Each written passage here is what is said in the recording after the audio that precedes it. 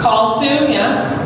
Inspired to me means that it gives you a lot of ideas. Gives you a lot of ideas. That's a good one. Okay, so if somebody inspires you to do something, they might give you an idea to do something. What about, like, who inspires you? Somebody. Someone tell me something that inspires you. God, yeah. Mother Teresa inspires me, right? Yeah. Rudy Rudiger. What? Rudy Rudiger.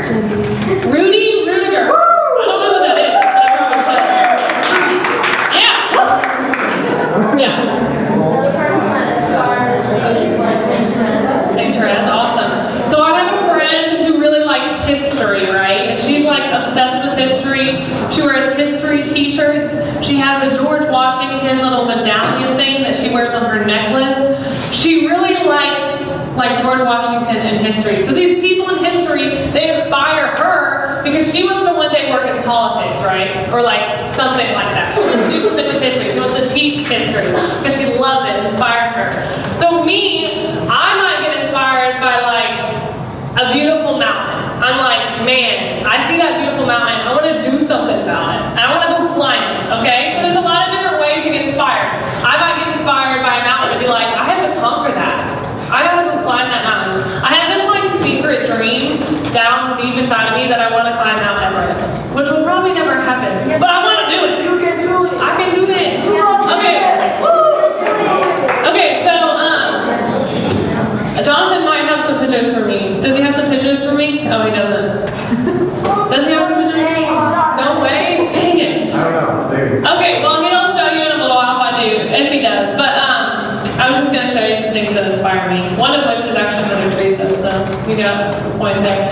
Okay, so something that inspires you, it gives you life, right? It pumps you up. It's like superheroes sometimes inspire me to be like, okay, well I want to be awesome like that. I want to be able to like do awesome things. You know, we're little, we love superheroes. Why? Because we wanted to be great like them. We wanted to go conquer things. We wanted to go save people. We wanted to go do something with our lives instead of just like sitting on a couch doing nothing, right? Nobody wants to be that guy that at the end of his life, like on the tombstone, it says like he sat on a lot of couches. That's what he did in his life. No, everybody wants to be the person that's like, this was an awesome person. They changed people's lives, you know? They went out, they did this and this and this, and they lived, you know? We don't want to just be the couch guy. I mean, that you just don't even know his name. It's just the couch guy. So inspiration means, the actual word inspiration means to breathe life, to breathe into, to breathe life into. So who breathed life into us? God, good answer. Always a good answer, Ed. Okay, so in Genesis, that's not the book of the Bible. In Genesis, in chapter 2, God creates man out of dust. And what does he do? Do you guys know? What does he do? He forms men out of clay, yeah? Yeah, he takes a bread out of fresh man and forms a woman. That's true. That's how he formed Eve. So, do you guys remember that account in Genesis 2, how he formed Adam, though? He took clay, yeah? He took clay and then breathed in his nostrils and breath of life. Yes! Okay, awesome. So, both true answers, how God created. For Adam, the first human, God took clay, right? And he breathed in, like, it's like he made like a little clay figure and he's like, hello, here's Adam. Just playing in the mud of God. I don't think God talks like that. Sorry, is that like radical? Okay, so he doesn't talk like that, but he took clay and he breathed into like Adam's nostrils, the breath of life. So that's how he created man. He inspired man. He is like through his inspiration, through his spirit, he breathed life into Adam. And me, you and me, when we were created, we were born like, I was born 24 years ago. I just had a birthday, I forgot. Anyway, so 24 years ago, I was created, but even today, like, the reason why I'm alive is because God is allowing me to be alive. Like, every morning we kind of take for granted that we wake up. Like, we could just not wake up one morning. Some people, like, people don't always live, you know? Everybody dies. So the only reason why we're alive is because God, right now even, is like breathing life into us. And sometimes we picture God as like this guy that's distant, we don't really know him, and he makes a lot of rules for us, and like holy people follow them, but we don't because we're not like that. But like we view God as like, you know, out up there in the clouds, like hanging out on the throne, and like, suh. No one views him like that. Why would I say that? Anyway. But so we view him as like distant. And we don't view him as like someone that wants to make us happy, really make us happy. Like deep down, like he kind of is just like rules in my mind when I was young. He's all about rules. And I always thought I had to do the right thing, and like then God would love me. But God wants more for us.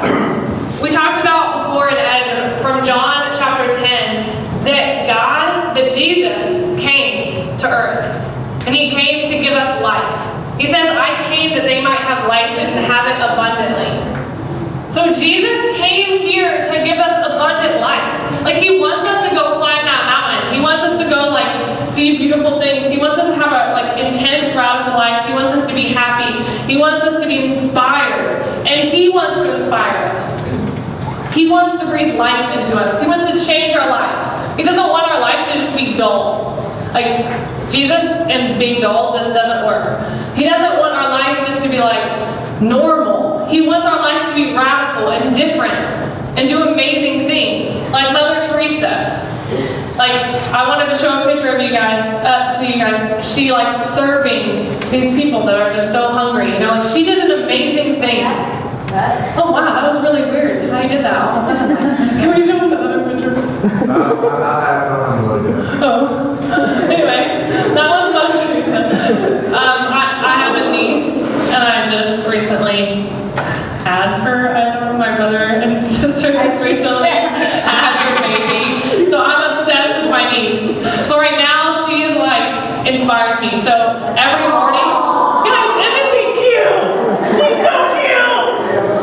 Okay, seriously, every morning and every night, I don't look at my phone much, but at night and at morning, sometimes I do, just to see if my sister-in-law has put up any new pictures of her. So seriously, and then, oh, sorry. what do you think? Okay, anyway. I forgot I could see that. Yeah, anyway, just like, okay, well, whatever. This is my niece, and she is so, isn't she cute, girl? Doesn't that inspire you? She's so cute. Anyway, okay, so she is like, my heart is just like, it's so big. Okay. Yeah. Okay, so there's Mother Teresa, which is also very touching, but differently. And then guys, I put like other stuff on there that might inspire you. Yes! And then this, yeah. So that's Mount Everest. Okay, that's good. Anyway, I forgot exactly what I was just talking about, but something about inspiration. See, like God wants us to be full of life. He doesn't want to be a God that's disimpressed from us, but He wants to like breathe into us. And the cool thing about God is that like where's God, guys?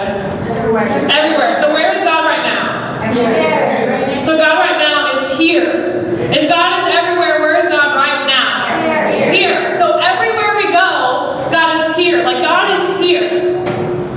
Okay? And He wants to breathe life into us. But we have a choice, okay? So our bodies, like naturally, we want to breathe, right? You have to think when you breathe, probably. I have asthma, so sometimes I do have to think when I breathe, and I'm like, I seriously sound like that. You can ask Jonathan, it's really weird, and I sometimes look like that too. But we have this natural inclination to breathe. Like, when I was young, I was thinking about, my mom was telling me, like, if you stop breathing, then you die. And I was like, no way. She was like, yeah. And I was like, I'm going to try. And I would just, like, hold my mouth. But, like, has anybody ever done that? You cannot, your body just, like, makes yourself open your mouth. You obviously haven't done it because you're here. You've not been successful. So, you can't make yourself stop breathing. You are like, don't try it. So you like naturally want to breathe in air. You naturally want to breathe in air. And that's how it is with God too. Even if we don't realize it, relationship with God because we have this desire for love, we have this desire for greatness, we have this desire for joy and for happiness, and all of that only God can fulfill, really. Only God can fulfill. But we have a decision. Are we just going to hold our mouths shut and like our nostrils closed and be like, no, God, you're really going to do that? There you go. He was like, yes, I'm going to do that. No, it's not. So God gives us the option. Like, are we going to open ourselves up so that He can breathe life into us and make us like full and happy and full of life and joy? Or are we just going to like, you know, did you guys ever on the swim team have one of those nose pieces to close your nose? I had one of those nose pieces to close my nose because I was scared of diving. Are you going to put one of those things on and are you going to shut your mouth so that God can't breathe life into you? Or are you going to be open and be like ready for Him to breathe life? So this weekend, like you have that decision. God wants to meet you here this weekend. He wants to encounter you. He wants to bring life to you. He wants to breathe into you. He wants to show you His face. He wants to know you, and He wants you to know Him. He wants to speak to you, and He wants you to hear Him, to really hear Him, and He wants to hear what you have to say. But all of that is up to you. All of that is your choice if you're going to be open to it, open to God's inspiration, open to God's breath. It's not bad breath, I promise. Minty fresh breath. No.